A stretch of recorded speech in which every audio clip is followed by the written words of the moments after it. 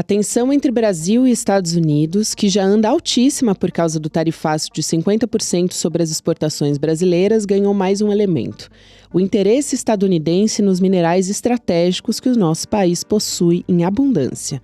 O Brasil é o dono da segunda maior reserva das chamadas terras raras do mundo, atrás só da China. E nessas terras há muita matéria-prima essencial para a fabricação de carros elétricos, smartphones, painéis solares e até equipamento militar. Se antes o apetite maior era pelo petróleo, hoje o lítio, o nióbio, o cobre e o manganês estão no centro das disputas. Eles são a base da transição energética e se tornaram alvo de interesses bilionários. Com um detalhe importante: hoje a produção desses minerais não dá conta da alta demanda. E para aumentar a preocupação global, essa demanda deve crescer 1.500% até 2050, segundo a Agência de Desenvolvimento da ONU. Não é à toa que a disputa por minerais estratégicos alimenta brigas dentro e fora dos países. A ONU calcula que 40% de todos os conflitos entre países registrados nas últimas décadas eram relacionados a recursos naturais. Ou seja, a pressão estadunidense com o tarifaço, que começa a valer no dia 1º de agosto, é só um indício do que ainda está por vir. Terça-feira, 29 de julho de 2025.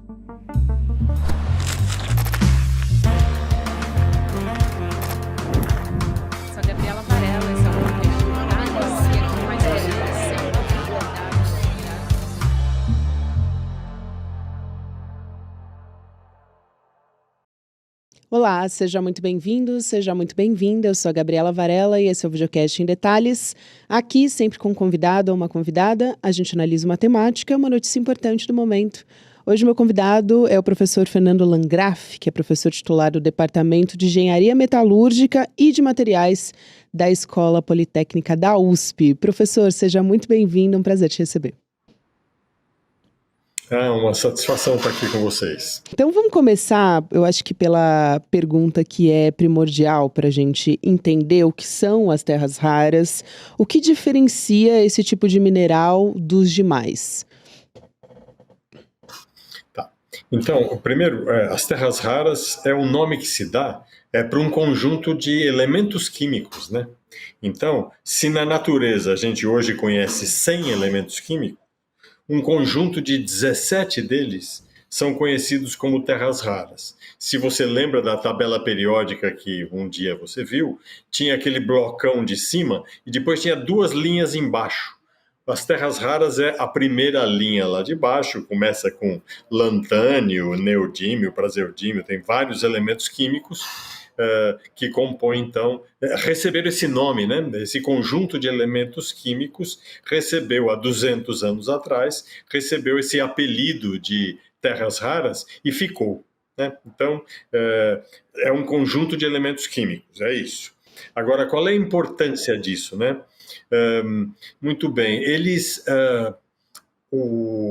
foi descoberto lá em 1970, mais ou menos, uns 50 anos atrás, foi descoberto que era possível fazer ímãs muito fortes com esses elementos. E depois, em 1984, veio uma nova geração, agora baseada nesse material, que até hoje é o ímã mais forte que o homem sabe fazer. O ímã de neodímio, ferro, boro. Neodímio é um dos elementos químicos das terras raras. Então, ele aqui marca, né? Por isso que a gente conhece esse material como superímãs de terras raras. E qual é a importância dos superímãs, né? Para causar tanta confusão, né? Eles são usados em motores elétricos. A principal função do ímã é ser usado em motor elétrico ou então em geradores elétricos. Essas duas aplicações são as mais importantes. Então, todo carro elétrico tem um motor a ímã de neodímio ferro-boro. Muitos dos geradores eólicos, não todos, têm ímãs de neodímio ferro-boro. E toda vez que você quer miniaturizar um motor, precisa desses ímãs. E então isso acaba sendo importante na aviação também, nos drones. Então tem aplicações militares que usam esse tipo de material. Muito bom. O neodímio foi um dos que mais me chamou a atenção, porque são esses ímãs, né, que são muito fortes, é praticamente impossível fazer carro sem esses ímãs, né, professor? O senhor explicou aqui muito bem. A gente tem outros minerais também, que são interessantes, até muitas manchetes a gente vê chamando por minerais críticos e minerais estratégicos. Empresas de exploração de minerais tipo a Vale, por exemplo, as mineradoras estão expandindo produção de cobre, pelo que vi. Tem outros que são fundamentais também, como lítio, que faz a produção de baterias, o cobre no processo de eletrificação também. Então, tudo isso acaba sendo muito interessante para as big techs, para o Vale do Silício, né? Porque a gente está conversando aqui num contexto político que interessa muito a essas empresas. Uhum. Perfeito. É isso mesmo, quer dizer, são vários os elementos que foram assim classificados, né, recentemente como minerais críticos, né, essa expressão pegou, né, e por diferentes motivos, como você bem explicou, né, mas eu creio que o mais crítico seja esse conjunto, os elementos ligados com os superímãs, né? Eles é que têm uma aplicação militar muito crítica e que causou, você vê, lembra que recentemente os Estados Unidos tinham aplicado um tarifaço na China e, posteriormente, como a China ameaçou que não iria mais fornecer os ímãs de terras raras, houve um novo acordo, houve uma aceitação americana, uma redução, uma suspensão daquele tarifaço, né?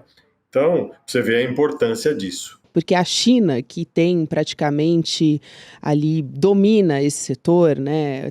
Tem quase que o monopólio da produção e o refino de terras raras. Ela tem vários problemas ambientais relacionados à extração, no caso das terras raras. Aqui, normalmente, só 0,1% desse volume extraído é, de fato, de terras raras. O que quer dizer isso, né, professor? O senhor vai poder explicar muito melhor do que eu.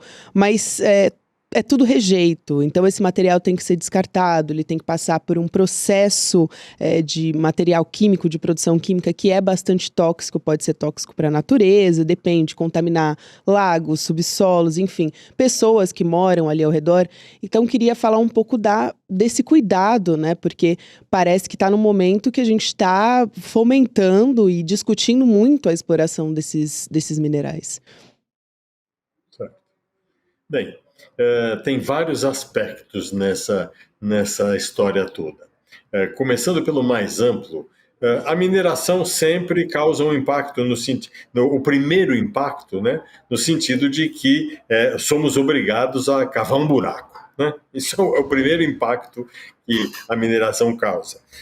Por outro lado, a gente não sobrevive sem mineração, certo? Quer dizer, então trata-se de encontrar uma maneira de que a mineração minimize seu impacto. Então, por exemplo, essa questão na China foi bem colocada por você, e a história que eu conheço é a seguinte: existem duas fontes de terras raras na China, né? Existe um tipo de minério no norte da China e um tipo de minério no sul da China, no sul da China são as argilas iônicas. Essas argilas iônicas, elas são muito facilmente processadas e elas acabaram gerando, nos anos 90 e no início dos anos 2000, elas acabaram gerando um tipo de garimpo associado a uma extração, uma concentração meio selvagem, né? E acoplado a um contrabando. Então, tinha todo um monte de atividades ilegais no sul da China, incluindo contrabando. Nos anos 2000, falava-se que 30% das terras raras do planeta eram contrabandeadas da China para seus vizinhos para chegar no Ocidente, né? Então, o governo chinês fez um grande esforço, é o que a gente ouve dizer, fez um grande esforço agora nos anos 2010 e agora na nossa década, de organizar aquilo, de conter esse garimpo selvagem, de conter aí naturalmente eles estavam interessados em conter o contrabando, claro, então com isso o impacto reduziu muito, o impacto ambiental da mineração diretamente. Então, é verdade, isso que você falou é um ponto importante. Nessas argilas iônicas, o teor de terras raras é muito baixo. Então, como você falou, a cada 1.000 quilos de minério que é extraído da terra, de terra, né? 1.000 quilos de terra que é extraído, nós vamos retirar 1 quilo, ou podemos retirar 1 quilo de terras raras. Cada 1.000 quilos contém 1 quilo de terras raras. Mas não é fácil, mas não tão fácil assim, retirar essas terras raras. Então, o rendimento do processo está muito ligado com essa capacidade desse 1 quilo, quanto eu consigo tirar? E ele é tirado normalmente usando uma solução líquida, né, que atravessa uma pilha de minério e vai retirando, faz uma reação química que retira as terras raras da pilha e vai recolhendo esse líquido lá na saída desse local, dessa pilha de minério. Entretanto, pelo menos o que se diz que vai ser usado na região aqui de Poços de Caldas, né, onde está sendo investigada essa possibilidade comercial de extrair terras raras, o produto que vai ser usado é um sulfato de amônio, que é um fertilizante.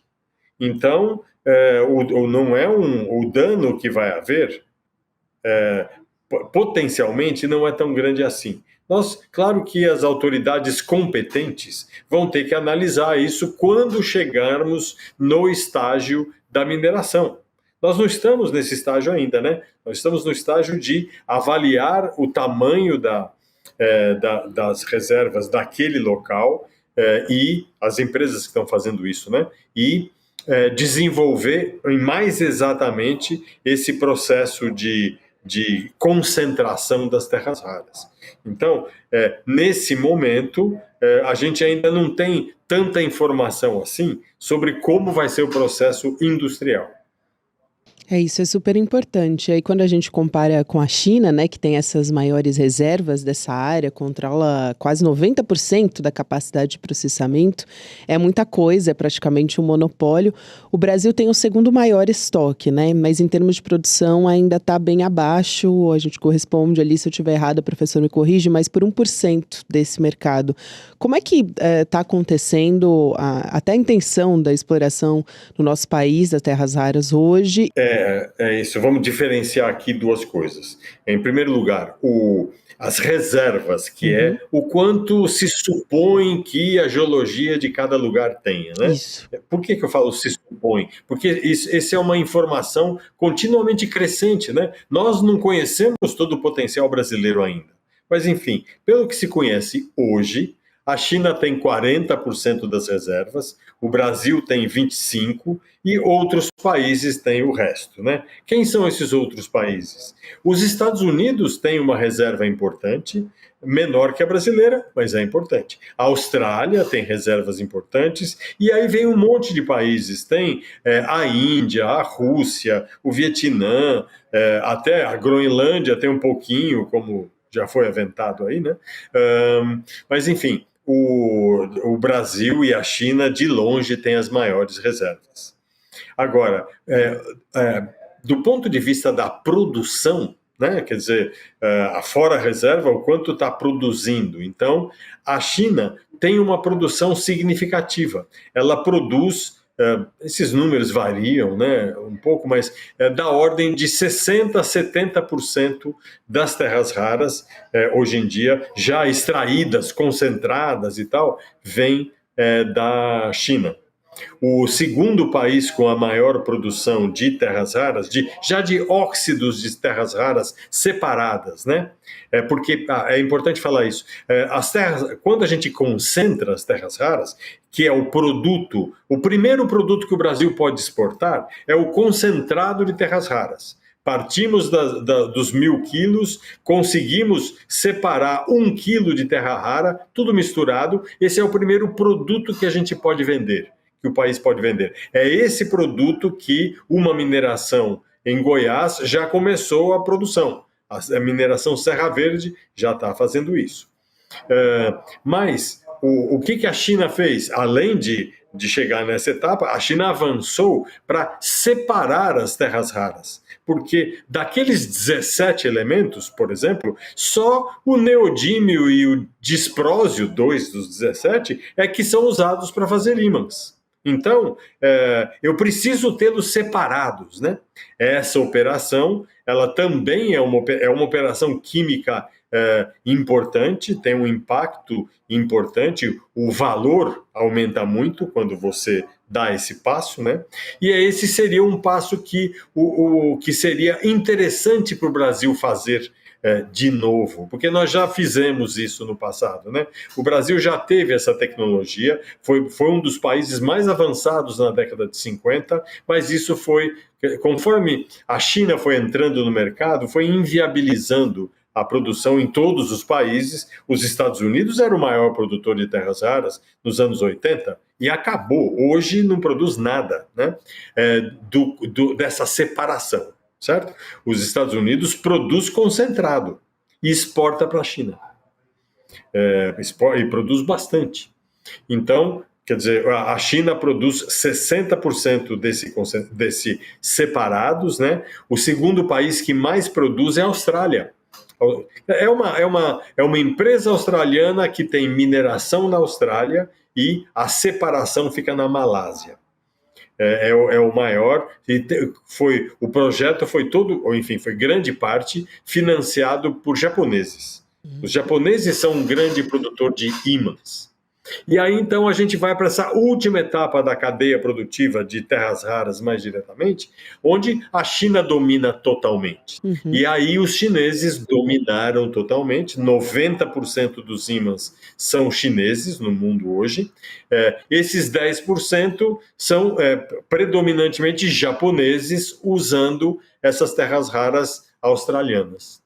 Perfeito, professor. Eu acho que é importante entender esse contexto político que a gente está vivendo, né? Porque esse assunto, ele entrou muito no debate, o interesse por essas terras raras não é de hoje, mas entrou nas manchetes por conta de um interesse que o embaixador dos Estados Unidos, o Gabriel Escobar, sinalizou para as mineradoras brasileiras sobre a exploração dessas terras, né? E quando a gente olha por exemplo, o pronunciamento logo na sequência do presidente Lula, justamente por conta desse anúncio da taxação de 50% contra o Brasil, é de que é de uma crítica, né? Ele criticou o interesse dos Estados Unidos nos nossos minerais críticos. Aqui só para trazer uma fala dele para a nossa audiência, dizendo que o país não vai permitir interferência estrangeira nas nossas riquezas naturais.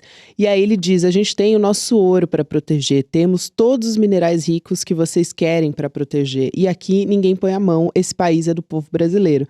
Só que quando a gente olha para a realidade brasileira hoje, a única mineradora de terras raras, né, que o senhor estava explicando aqui no Brasil, é dos Estados Unidos e exporta sobretudo para a China. Não é isso? Esse é o contexto que a gente tem. Perfeito. Então, isso agora é a minha opinião pessoal. Né? Eu acredito que na situação atual, em que os Estados Unidos precisam de terras raras, o Brasil tem as reservas e está crescendo na direção de torná-las disponíveis para o mercado internacional, eu acho que essa parceria Brasil-Estados Unidos em terras raras é super adequada. Certo? Quer dizer, a China, ela não precisa das nossas terras raras, certo? Ela tem todas as terras raras lá, certo? Então, é claro que a gente vai conseguir preços melhores trabalhando com quem precisa e não com quem não precisa, né? Então, eu acho que é esse o momento que a gente está vivendo. Então, eu acho que é uma oportunidade interessante, né? É uma questão de como ouvir o que o representante americano quis dizer. Eu tenho a impressão de que ele veio nos dizer que esse assunto interessa para os Estados Unidos. Muito bem, nós não vamos entregar, nós não vamos dar mina nenhuma, não é disso que nós estamos falando, né? É claro que são dois países importantes que podem cooperar, esse é o ponto. Então, eu acho que é uma oportunidade para que seja colocado na mesa essa cooperação, essa parceria Brasil-Estados Unidos, como uma maneira de que a gente consiga superar esse impasse do tarifaço, certo? Disponibilizando, né, trabalhando numa cooperação com os Estados Unidos para desenvolver esse mercado. Interessa para nós desenvolver esse mercado? Interessa para o Brasil. E se a gente puder, nessa negociação, avançar, né, uma coisa é a gente fornecer o concentrado. Eu acho que a primeira etapa é essa mesma, não tem muito, é o natural. Mas se o Brasil quer avançar na cadeia produtiva e, por exemplo, quer buscar uma planta de separação de terras raras no Brasil, o BNDES acabou de fazer um edital exatamente com esse objetivo. Então, o Brasil pode avançar nessa direção também. E isso o que os Estados Unidos querem no final são as terras raras para usar nos carros elétricos, nos geradores eólicos e onde mais eles querem. Então, sabe, até onde o Brasil pode ir para fornecer, está nas nossas mãos. E você vê que uma outra coisa que é recente, que começou agora, dentro um dos programas governamentais, que é o programa Mover, ele acabou de dar um financiamento para um grupo de pesquisadores brasileiros para trabalhar no desenvolvimento da fabricação do ímã. Então, temos uma fábrica de ímã sendo iniciada, ainda em escala piloto, é um laboratório-fábrica, né? Em Lagoa Santa. Então, quer dizer, o Brasil está avançando nesse território, o Brasil investiu bastante. Nos últimos 10 anos, o Brasil investiu bastante em terras raras. E estamos avançando. Então, eu acho a coisa mais natural do mundo a gente buscar uma cooperação com os clientes. Estados Unidos, Europa, vamos procurar os clientes. Até a China, né, professor, conseguiu usar uma restrição na exportação de terras raras para os Estados Unidos como uma negociação ali na taxação, que os Estados Unidos subiram muito e aí depois eles passaram a negociar quase que no mesmo patamar, né? O Donald Trump mudou muito a maneira como estava lidando com a China a partir dessa cartada. Só que aí a China, comparando aquilo com o Brasil, a gente já falou muito sobre isso. Ela detém esse monopólio de produção, do refino de terras raras. No Brasil ainda não é o caso, né? Como é que eventualmente essa negociação poderia entrar na taxação de 50%? Até levando em consideração que a China ela tem um valor mais barato, né, de produção, é quase impossível ter um valor mais barato do que a China nesse aspecto. Por outro lado, para os Estados Unidos seria interessante diminuir uma dependência da China, né? É isso, exatamente. Esse é o ponto, perfeito. E mesmo por razões estratégicas para os americanos, é importante ter uma fonte ocidental, seja lá o nome que a gente queira dar.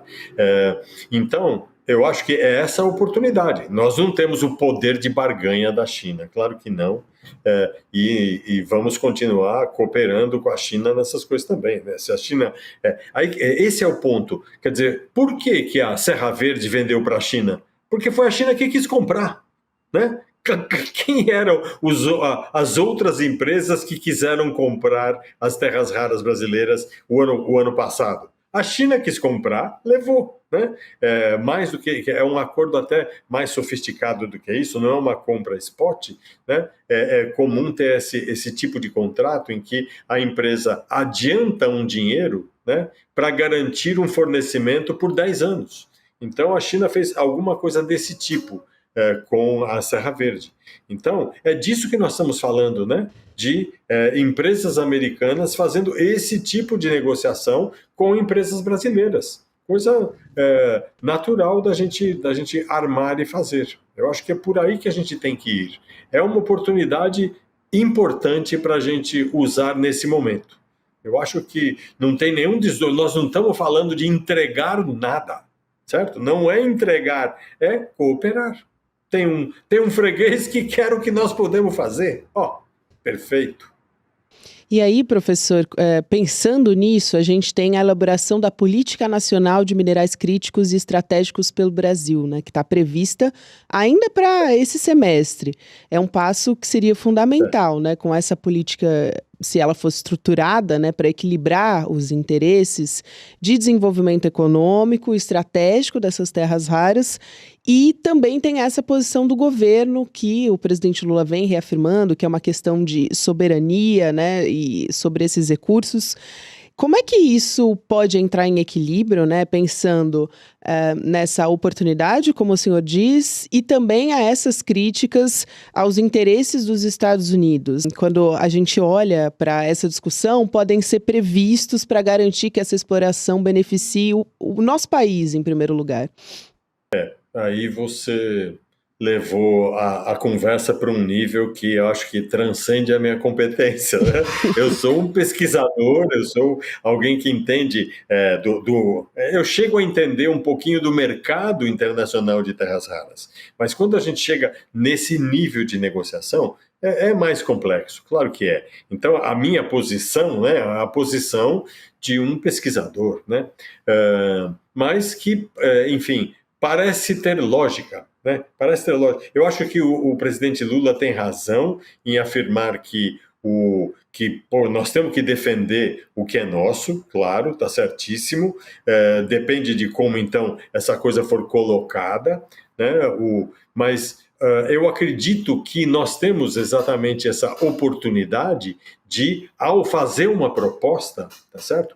Propor no modelo que a gente gostaria de ter, né?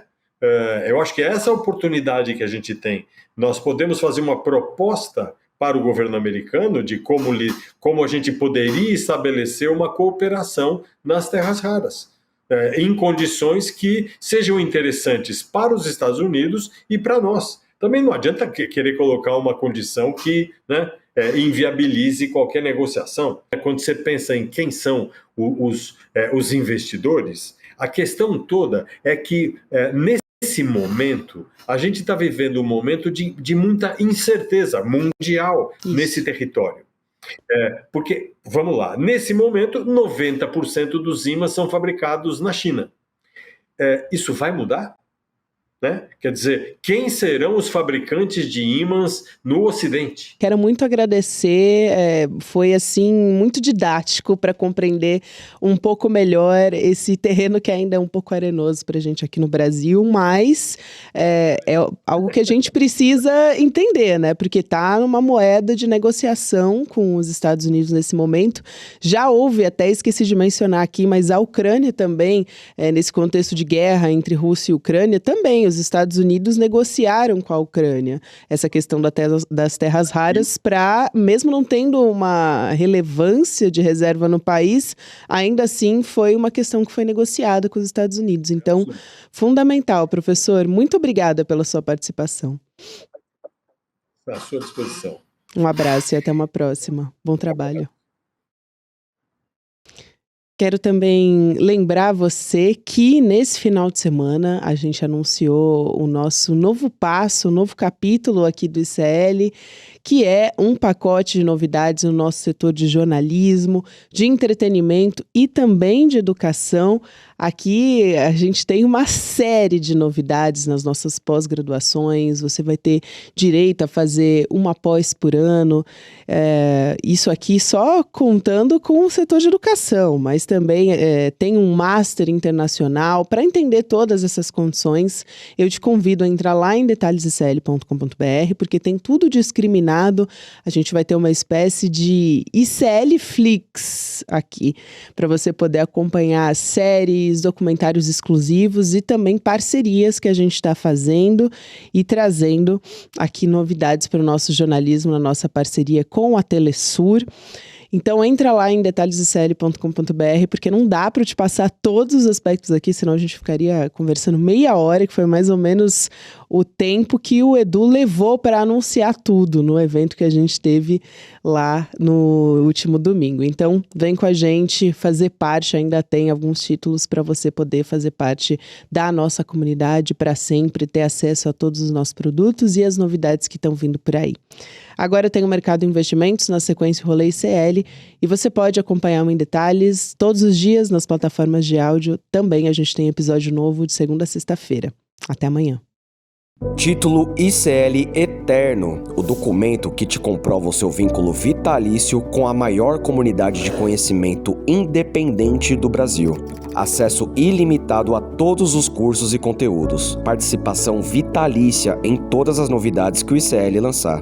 Apoio na construção dos nossos sonhos. Seu nome eternizado como apoiador do ICL. Não é assinatura, não é renovação. É conhecimento para você e para sua família para sempre. ICL Eterno, porque o conhecimento liberta para sempre.